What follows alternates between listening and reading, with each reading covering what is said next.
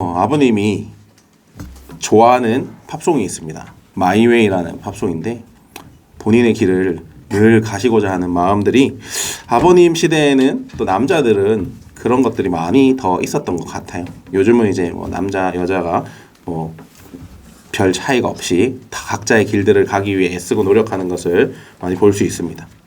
우리도 우리의 길을 가지만 그것이 과연 우리의 길인지를 좀 고민해 봐야 하지 않나라는 생각을 합니다. 대부분의 이제 남자들은 또 축구를 좋아하는 것을 볼 수 있습니다. 요즘은 이제 여자분들도 축구를 좋아하고 보고 하는 것들도 많이 볼 수 있는데, TV에 이제 뭐 남자분들이 하는 뭐 뭉쳐야 찬다라는 프로그램도 있고, 또 여자들이 축구를 하게 되는 그런 골 때리는 그녀들이라는 프로그램을 봐도 사람들이 어디에 이제 관심을 더 가지고 있는지를 우리는 볼 수 있습니다. 저도 축구를 좋아하는데 하는 거를 좋아하지는 않습니다. 그저 관람하는 것이 더 좋은데 그 관람하는 것을 통하여서 뭐 어느 정도의 이제 스트레스도 해소가 되고 또 재미도 있고 그런 일들이 있기 때문이 아닌가 싶습니다. 축구를 가만히 살펴보면 개인 종목이 아니라 팀 스포츠임을 우리는 알 수 있죠. 11명의 선수들이 필드에서 양팀 하면 22명이 울그락불그락 하는 사람들이 막 이렇게 공 하나를 두고 뛰어가죠. 참 어떻게 보면 무식한 느낌이 들 수도 있지만 그 공 하나 때문에 정말 거친 행동들과 표현들과 그런 것들도 나오고 승부욕과 이런 것들을 보면 참 대단하다라고 생각합니다. 하지만 중요한 것은 11명의 선수만이 중요한 것이 아닌 것을 우리는 알 수 있습니다. 후보 선수들도 필요하고 그들을 케어하고 함께 훈련할 코치들도 필요한데 무엇보다 가장 중요한 것이 있습니다. 그것은 바로 감독입니다. 이 감독이 어떤 감독이 그 팀을 맡았고 어떤 감독이 그 팀을 이렇게 운영하느냐에 따라서 이 팀의 승패가 달라지는 것이죠. 또 그리고 좋은 감독을 통하여서 좋은 선수, 그 팀의 에이스가 또 그 슈퍼스타가 탄생하기도 합니다. 감독은 그리고 여러 가지를 다 보고 관리하고 선수들이 보지 못하는 부분까지도 이렇게 살펴볼 수 있는 사람이죠. 어떤 감독들 중에 정말 대단한 감독이 있습니다. 그 사람이 약팀을 맡으면 그 팀이 강해지고 강팀을 맡으면 더 강해지는, 그래서 우승을 많이 하는 그런 감독에게 그 비결을 알고 싶어서 한 기자가 찾아갔습니다. 그래서 강렬하게 물었죠. 다 비슷비슷해 보이는 그 선수들을 데려다가 어떻게 이렇게 정상급 팀을 만드십니까? 라고 물어봤을 때 그 비결이 무엇입니까? 라고 물어봤더니 그 감독은 이렇게 얘기했습니다. 그 비결은 바로 공이 없는 곳에 있다라는 것입니다.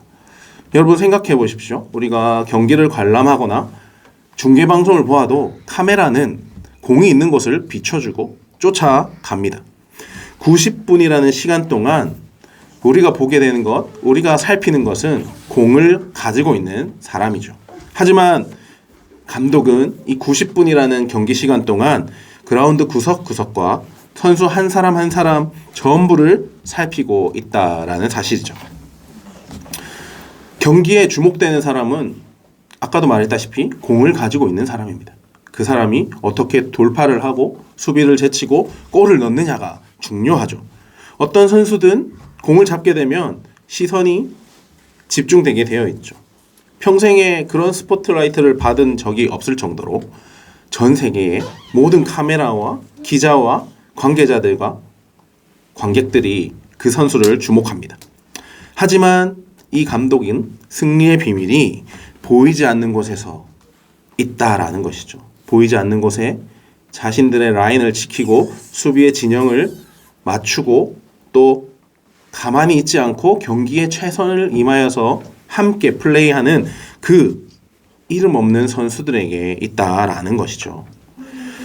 오늘 성경은 마찬가지로 하나님께서도 사람을 볼 때 특정한 어느 한순간만을 보시는 것이 아니라 우리의 모든 인생을 통하여서 우리의 삶 전체를 살펴보신다라고 기록하고 있는 것입니다. 성경은 그리고 또 어떠한 상황 속에서도 정말 하나님의 감독 아래 인생을 살아갔던 많은 인물들을 소개하고 있습니다. 우리가 잘 알다시피 많은 사람들이 있는데 그들의 길이 우리가 성경을 보면 결코 쉽지 않은 길을 살아왔다라는 것을 우리는 만날 수 있는 것이죠. 우리 마찬가지로 살면서 많은 시행착오와 경험과 또 그리고 인생에 대해서 고민과 생각함으로 우리는 정말로 내 인생이 어떠한가? 내가 무엇을 해야 하는가? 나의 길이 무엇인가를 고민합니다. 그리고 당장에 주어진 것들, 오늘 하루를 열심히 살아가고 있는 것이죠. 그렇게 노력하는 것이죠. 하지만 가끔, 아니면 혹시 이런 마음이 들 때가 있지 않습니까? 하나님, 내가 이렇게까지 수고하고 애쓰고 노력했는데 왜 나에게 이러십니까?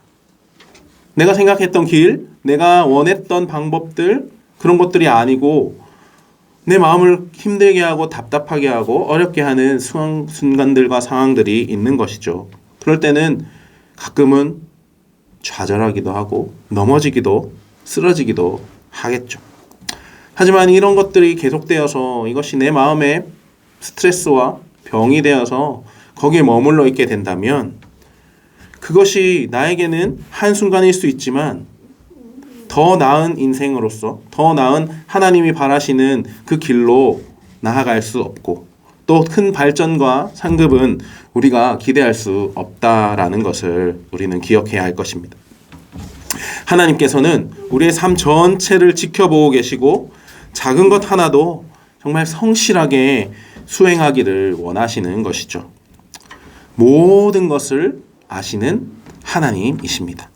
우리의 일거수일투족을 다 살펴보시는 우리의 태어남과 우리의 오늘과 우리의 나중까지도 책임지시고 시선을 떼지 않으시고 바라보시는 하나님이신 것을 우리는 성경을 통하여서 알 수 있습니다. 오늘 본문에 엘리후라는 사람의 이 설명이 그러합니다. 하나님의 눈은 어디에나 살피시며 그의 발걸음을 낱낱이 지켜보고 있다라고 이야기하는 것입니다. 그래서 따라서 악을 행하는 자들, 순종치 않는 자들이 하나님의 눈을 피해서 숨는다는 것은 절대적으로 불가능하다라는 이야기죠. 흑암 속에도 숨을 곳이 없고 죽음의 그늘이 드리운 곳에도 숨을 곳이 없다라고 22절을 통해서 말씀하고 있는 것이죠. 그 어떠한 인간도 하나님 앞에서는 피할 수 없습니다. 숨을 수 없습니다. 시편 139편 17절에서 이러한 사실을 잘 설명해 주고 있습니다. 오늘 본문에 욥이란 사람은 우리가 잘 알다시피 의로운 사람이죠. 그는 의로운 사람이었습니다. 그래서 자기의 이 억울함을 해결해 달라고 재판을 요구하였습니다. 그러나 이 엘리후는 그것이 불필요하다며 이유를 본문에 이야기하고 있습니다. 엘리후가 욥이 스스로 의롭다고 장황하게 변론한 것에 대해서 하나님은 결단코 그리고 불의를 행하지 않는 분이시다라고 설명을 하고 있는 것입니다. 인생을 살다 보면 내 생각대로 내 계획대로 안 되는 경우들이 많이 있어요. 내가 이렇게 됐으면 좋겠는데 이렇게 하면 더 잘할 수 있겠는데 라는 것이 더 안 될 때가 많이 있을 수도 있습니다. 오히려 더 비비비 꼬이고 힘들고 어려워질 때도 있죠. 열려야 되는데 닫히고 뚫려야 되는데 막히고 이런 상황들이 계속된다면 마음이 어떨까요? 마치 고구마를 계속해서 먹는 그 답답함. 사이다가 필요하죠. 그래서 하지만 사이다는 없습니다. 그런 인생들이 그런 사건들이 제 인생에도 있었습니다. 많은 것이 있지만 그래도 가까운 예를 든다면 강도사고시를 칠 때 지금이야 목사가 되었지만 강도사고시 칠 때 그런 일들이 있었습니다. 하나님이 원하셔서 기도하셔서 기도하고 부르심을 받고 교회에 갔지만 그 교회에서는 강도사를 칠 수 없는 그런 상황들. 나는 왜 이렇게 또 시간을 보내야 하나 라는 그런 시간들, 순간들이 있었지만 지금 돌이켜보면 그런 시간들이 필요했고 그 교회에 제가 가야 할 이유가 있었던 것 같습니다. 또 그리고 그랬기에 또 우리 예쁜 사모님도 만났습니다. 자, 욥기 1장 1절을 보면 욥의 인생에 대해서 이렇게 이야기하고 있는데요. 우리 한번 같이 볼까요? 1장 1절 제가 읽어보겠습니다. 우스 땅에 욥이라 불리는 사람이 있는데 그 사람은 온전하고 정직하여 하나님을 경외하며 악에서 떠난 자더라. 여러분, 악에서 떠난 자, 의로운 자, 정직한 자, 온전한 자라고 이야기하는데 이 사람이 한순간에 모든 재산을, 모든 자식들을 잃게 된 것이죠. 그리고 건강마저도 잃어버렸습니다. 본인은 아무런 영문도 모른 채 그렇게 된 것이죠. 하지만 그는 고백하기를 나의 가는 길은 오직 하나님만 아신다라는 것이죠. 하나님이 나의 가는 길을 아시기에 나를 그냥 두시지 않는다라고 고백하는 것이죠. 살다 보면 이 욥처럼 생각하지 못해서 많은 큰 고난들, 고초들이 있고 또 생각하지 못했던 재난들, 극복하기 힘든 위기들 속에 우리가 놓여질 수도 있습니다. 그때는 어떻게 해야 할까요? 오늘 이 엘리야의 말을 통하여서 하나님을 우리가 배우기를 원한다는 것입니다. 인생의 큰 고난 가운데 어려움 속에 과연 하나님은 나에게 어떤 하나님이신가를 우리는 고민해 봐야 하는 것이죠. 오늘 21절은 이렇게 이야기합니다. 하나님은 사람의 길을 주목하시며 사람의 모든 걸음을 감찰하는 분이시다. 아멘. 하나님은 이 개개인 한 사람 한 사람의 삶과 우리 인류 전체를 통치하시는 분이십니다. 통치자 되신 하나님이시죠. 하지만 모든 일을 즉각적으로 개입하시지는 않습니다. 때때로는 침묵하시고 또 때로는 숨으실 수도 있으시며 잠시 동안이지만 그분의 목적, 그분의 섭리하심과 인도하심으로 불경건한 자들을 사용하시기도 합니다. 그래서 욥은 자신이 이전에 누리던 잠시 동안의 형통이 하나님 앞에서 자신의 의를 나타내는 것이다 라고 생각해서는 안 된다는 것이죠. 하나님은 모든 사람들을 감찰하시기에 옳고 그름을 분명하게 판단하십니다. 이것이 정당한 것이고 그렇게 함으로 악인이 숨지 못하도록 찾으시기 때문이죠. 하나님은 모든 사람의 길과 그 걸음을 알고 계십니다. 오늘 이 말씀이 어쩔 때는 정말 때때로 불편하고 힘든 그런 말씀이기도 합니다. 그리고 어떨 때는 참 위로가 되는 말씀이기도 합니다. 하나님이 나를 계속해서 주목하고 계신다라는 사실, 분명 우리는 알지만 늘 24시간 하루 종일 그것을 인지하고 살지는 않지 않습니까? 근데 그것을 24시간 365일을 인지하고 있고 마치 건물의 CCTV처럼 내가 하고 있는 모든 일거수일투족을 보고 있다라는 생각이 머리에 있다면, 감시하고 있다라고 생각한다면 어떨까요? 내 안에 얼마나 불편함이, 또 피곤함이, 또 그리고 불안함이 있지 않겠습니까? 하나님이 보고 계신다라고 하면. 우리 아이들의 모습을 보면 그렇지 않나요?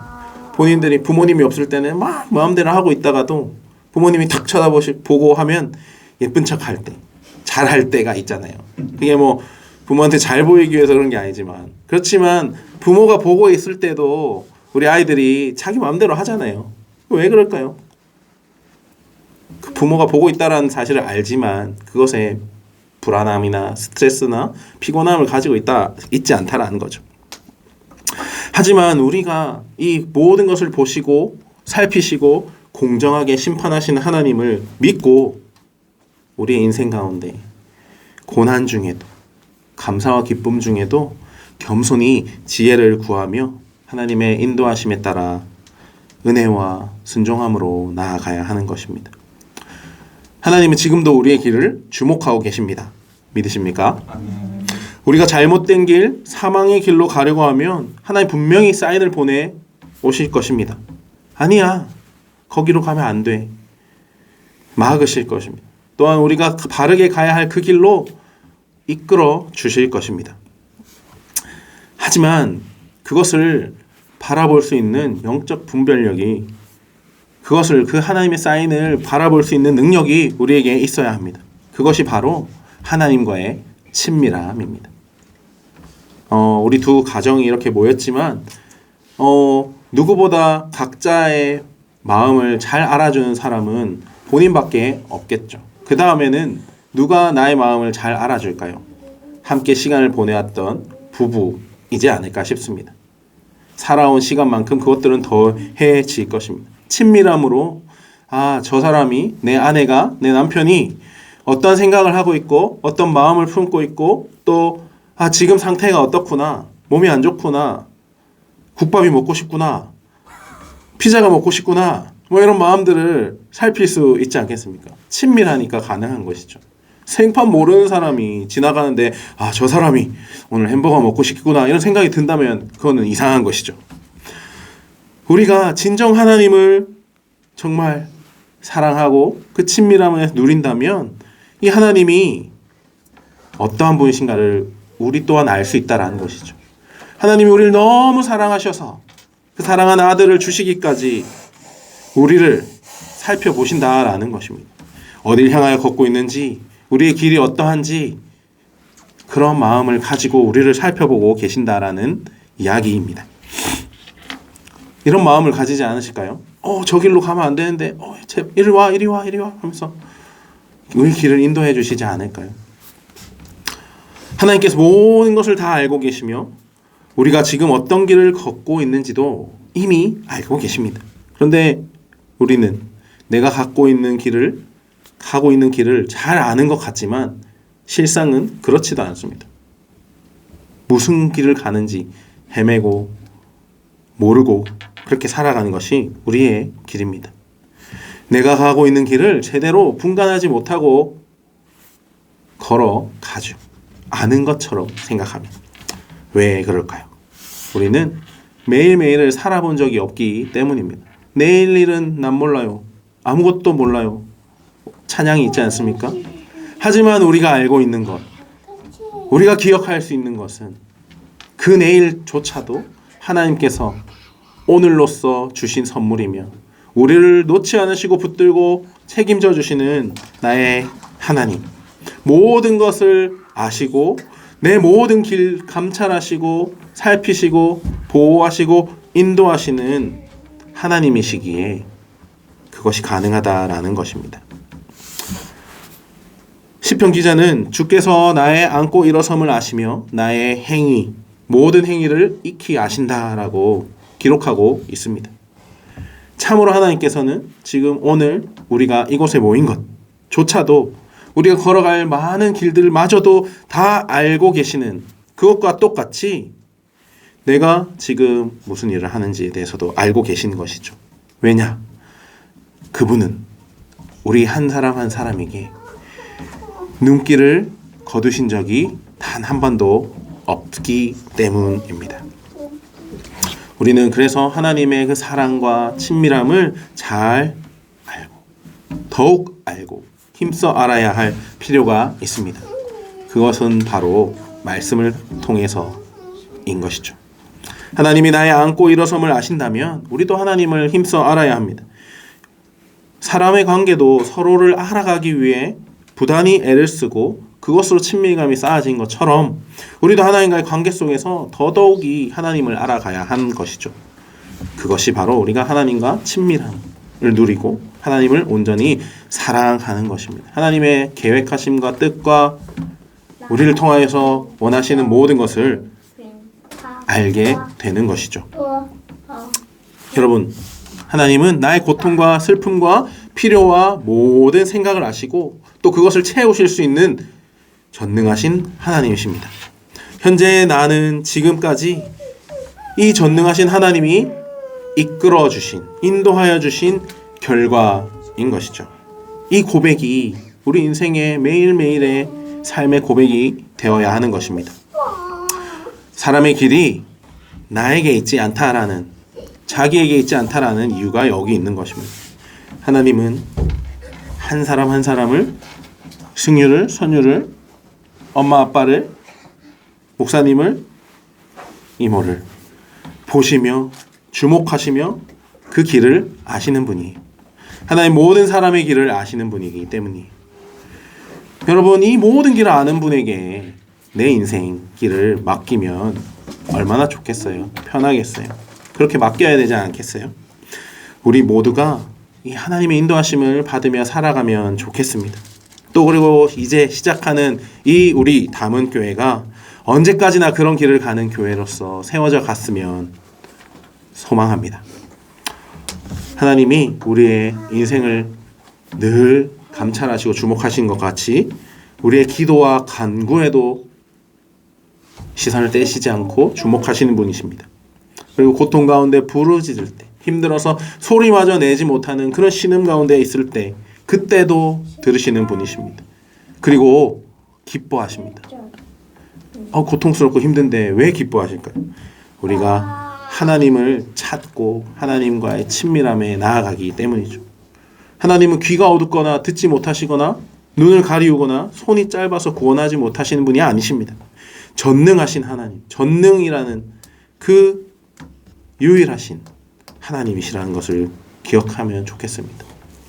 내가 구하지 않고 내가 하나님께 친밀함으로 다가가지 않기 때문에 우리의 힘듦과 어려움이 계속해서 나를 옥죄고 괴롭히고 어렵게 만드는 것입니다. 주목하신 하나님을 기억했으면 좋겠습니다. 나의 길이 나에게 있지 않다는 것을 인정했으면 좋겠습니다. 그리고 하나님만을 의지하면 좋겠습니다. 우리 같이 한번 해볼까요? 나의 길을 주목하시는 하나님은 나를 위한 아름다운 계획을 가지고 계심을 믿습니다. 이 고백이 우리 평생의 고백이 되었으면 좋겠습니다. 하나님은 우리 한 사람을 주목하고 계세요. 우리의 삶을 계속해서 살펴주십니다. 또한 그리고 우리 모든 걸음을 감찰하십니다. 자녀된 우리의 인생길을 아시는 유일하신 분이십니다. 우리가 사망의 길을 걷고 있다면 하나님은 우리가 바른 길을 가도록 막대기와 지팡이로 인도하실 것입니다. 여러분, 주께서 원하시는 나의 길은 무엇일까 고민했으면 좋겠습니다. 주께서 원하시는 우리 담은 교회는 어떤 교회인가도 같이 고민해 보았으면 좋겠습니다. 우리의 구원을 위해 죽기까지 사랑하신 예수님을 바라봅시다. 그리스도인으로서 책임감을 가지고 온전히 사랑함으로 나아갔으면 좋겠습니다. 그리고 내 인생을 감찰하시는 하나님을 찬양합시다. 나의 길이 내가 아니라 오직 전능하시고 사랑 많으신 하나님께 있습니다.